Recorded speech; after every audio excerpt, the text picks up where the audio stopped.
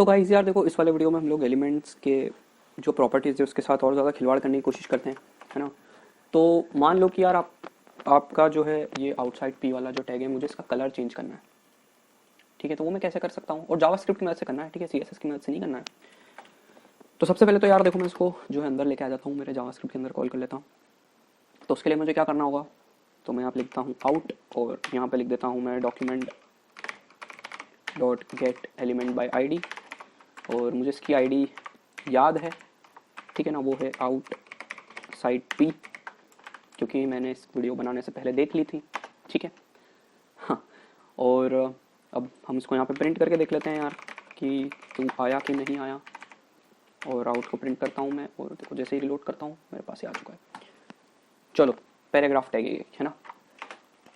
अब मान लो मुझे इसका जो है कलर चेंज करना है। तो कलर देखो यार स्टाइल में आता है, ठीक है ना। तो हमारे पास स्टाइल नाम से भी इसके अंदर एक प्रॉपर्टी होती है।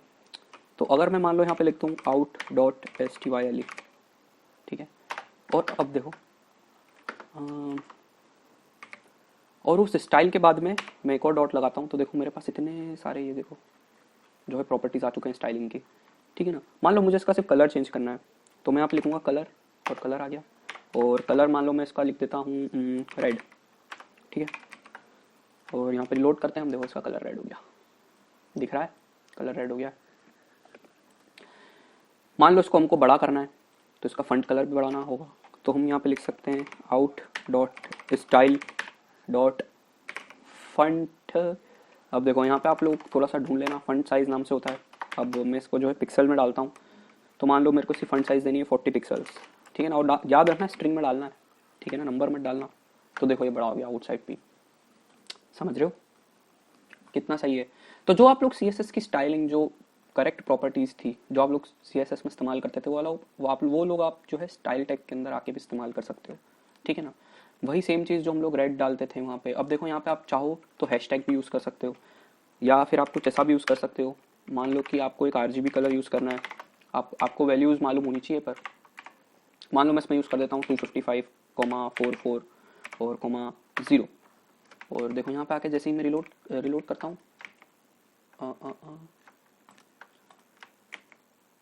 तो हमारे पास जो है वो कलर आ चुका है। अब देखो यहाँ पे दिक्कत क्या है ना, कि मैंने इसके अंदर भी मैं 0 पास करता हूँ, और अब जैसे रिलोड करूँगा देखो दिख रहा ग्रीन टाइप हो गया है। मान लो मैं इसका जो है 150 कर देता हूँ, ठीक है, तो ग्रीन हो गया। ऐसा भी पास कर सकते थे, या आप इसके अंदर हैशटैग वाली वैल्यूज भी डाल सकते थे, ठीक है। मान लो कि मैं इसमें अब कुछ भी यूज़ कर लेते हैं यार हम लोग, हैशटैग मान लो EFF और EFF लिख देते हैं, ठीक है।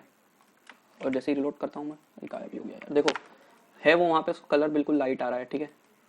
मान लो मैं सारे FF यूज़ कर लेता हूँ, जो कि वाइट कलर का कलर होता है ना। जैसे ही रिलोड करूँगा देखो ये है वहाँ पे वो लाइट वाइट कलर का, ठीक है ना। तो आप लोग हैशटैग से भी कलर यूज़ कर सकते हो, और या फिर आप लोग वो तो यूज़ कर ही सकते हो यार डायरेक्ट कलर का नाम, बट कलर जो आप यूज़ कर रहे हो वैलिड कलर नहीं होना चाहिए। मान लो मैं इसके अंदर ब्लू यूज़ कर लेता हूँ, तो वो ब्लू जो है वैलिड है, ठीक है ना। तो मेरे कहने का मतलब यार है कि आप लोग जो है स्टाइल की मदद से भी बहुत सारी चीज़ों को चेंज कर सकते हो ना। बस आपको लिखना है आउट डॉट स्टाइल डॉट, अब मान लो मुझे इसका बैकग्राउंड कलर यूज चेंज करना है, तो मैं क्या लिख सकता हूँ, बैकग्राउंड और कलर, ठीक है ना। और मान लो मैं उसके आगे बैकग्राउंड कलर दे देता हूँ, मान लो दे देते हैं हम लोग ग्रीन, ठीक है।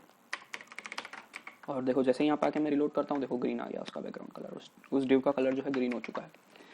अब बहुत सारी प्रॉपर्टीज़ होती है यार इसके अंदर, अब एक एक हर प्रॉपर्टी तो मैं आपको नहीं बता सकता हूँ यार, है ना, क्योंकि मेरे हिसाब से तो यार बहुत सारी प्रॉपर्टी है, 1000 के ऊपर प्रॉपर्टी होगी यार।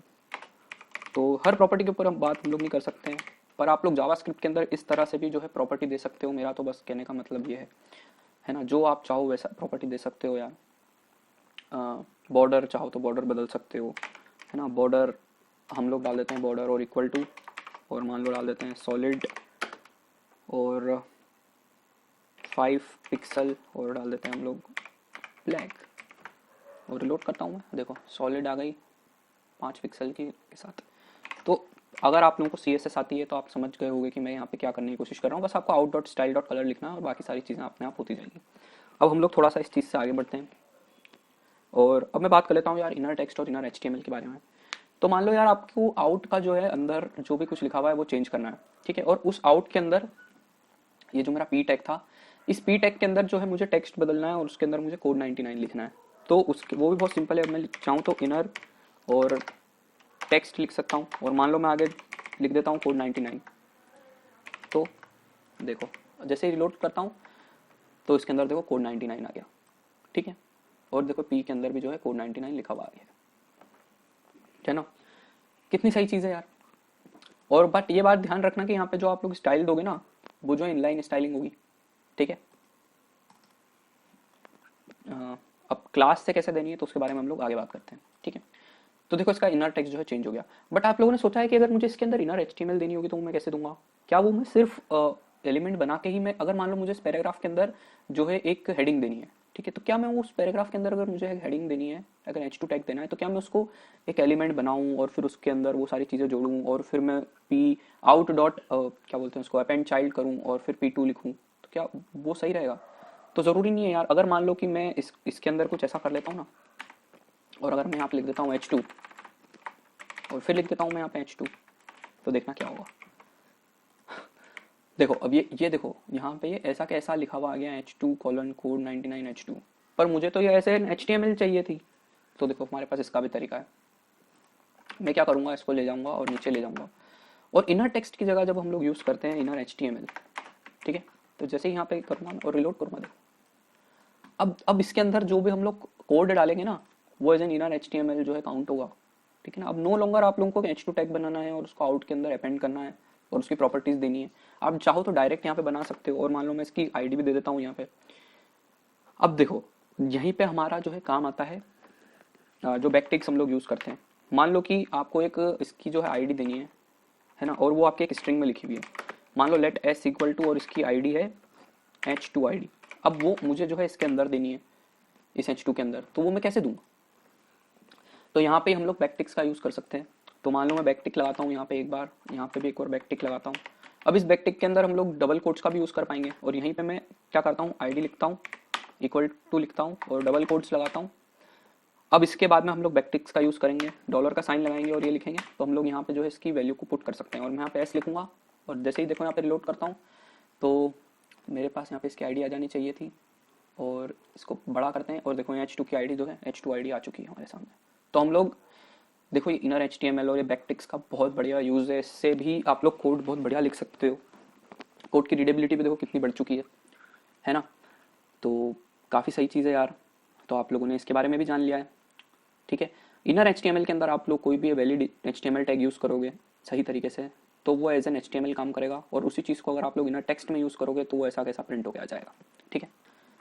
तो थोड़ा सा और आगे बात करते हैं यार हम लोग बात करते हैं क्लास लिस्ट के बारे में। देखो अभी पहले हम लोगों ने बात करी थी कि जो भी मैं यहाँ पे स्टाइलिंग दे रहा हूँ ना, वो दिक्कत ये हो रही है कि वो इनलाइन स्टाइलिंग जो है हो रही है, ठीक है ना। ये स्टाइल का टैग जो है यहाँ पे पी के ऊपर यहाँ पे बन चुका है, पर हमको जो है ऐसा नहीं करना है ना। मान लो मैं इसको पूरे को कमेंट कर देता हूँ, मुझे इनलाइनिंग स्टाइलिंग नहीं देनी है, मुझे जो है क्लास के हिसाब से ही स्टाइलिंग देनी है इट्स आउटसाइड पी के अंदर। कैसे?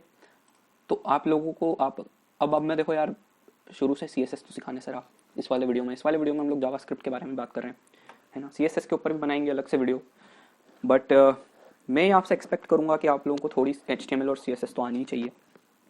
तो मैं देखो यहाँ पे स्टाइल टैग बनाता हूँ और अब मैं अगर मान लो कि इसके अंदर एक जो है इसकी एक जो है मैं इसके अंदर एक क्लास बना देता हूँ, ठीक है ना। और वो मैं मान लो डाल देता हूँ RAIN नाम से एक क्लास बना देते हैं यार, ठीक है ना। नाम कोई सा भी यूज़ कर सकते हो और उसमें मैं कलर दे देता हूँ और वो दे देता हूँ मैं रेड, ठीक है ना। और मान लो मैं फंट साइज़ दे देता हूँ और वो देता हूँ मैं मान लो 50, ठीक है।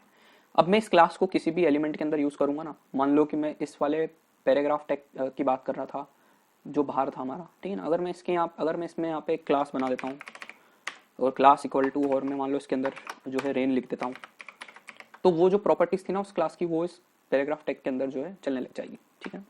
वेरी बेसिक, देखो ये चलने लग गई। और फंट साइज अब भी हमारी नहीं चली है, और क्योंकि वो इसलिए क्योंकि हम लोगों ने पिक्सल्स नहीं लिखा। और जैसे ही रिलोड करता हूँ देखो आउटसाइड पी आ गया, ठीक है ना। अभी एज एन क्लास चल रही है। अब देखो इनलाइन स्टाइलिंग नहीं हुई है उसके अंदर, ठीक है ना। क्लास को जब चाहे जब हम लोग इंक्लूड कर सकते हैं, जब चाहे निकाल सकते हैं, केवल और केवल यहाँ से हमें रेन हटाना है। ठीक है ना। तो कितना कोड की रीडेबिलिटी बढ़ चुकी है हमारी। अब देखो मैं यहाँ से रेन को जो है हटा देता हूँ, ठीक है। हमारा क्लास जो है वो खाली है। मैं चाहता हूँ कि जावास्क्रिप्ट की मदद से जो है रेन को जोड़ूँ और रेन को हटाऊँ। तो अभी उसके अंदर कुछ है नहीं, ठीक है।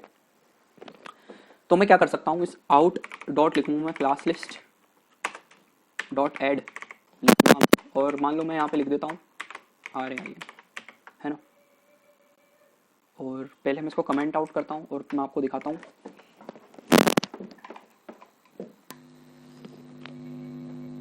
कि अब देखो मैंने कमेंट आउट कर दिया। देखो मैंने रिलोड करा तो देखो यहाँ पे जो है प्रॉपर्टी नहीं है, ठीक है। बट देखो मैं जैसे ही out dot class dish dot add rain करता हूँ और देखो अब इसको चलाते हैं हम लोग, तो देखो वो क्लास इसके अंदर चल गई और इनलाइन स्टाइलिंग भी नहीं है। तो कुछ इस हिसाब से भी आप लोग जब चाहे जब अपनी मर्जी के हिसाब से क्लास को जो है ऐड कर सकते हो। और मान लो कि अब मुझे जो है इसको रिमूव करना है, अब मैं इसको रिमूव करना चाहता हूँ। मान लो कि मैंने पहले से इसके अंदर एक क्लास दे के रखी थी और वो क्लास कुछ ऐसी थी कि उसका जो बैकग्राउंड कलर था, उसका बैकग्राउंड कलर कुछ इस तरह से था कि ग्रीन था,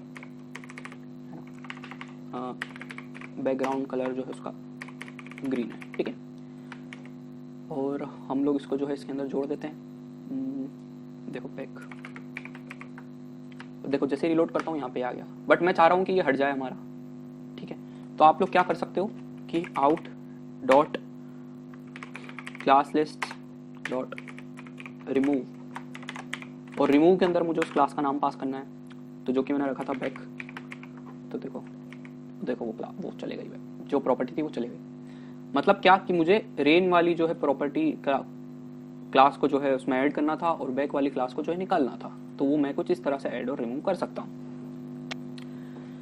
तो यार देखो इस वाले वीडियो में हम लोगों ने जान लिया स्टाइलिंग के बारे में, इनर टेक्स्ट और इनर HTML के बारे में और क्लास लिस्ट के बारे में, ठीक है।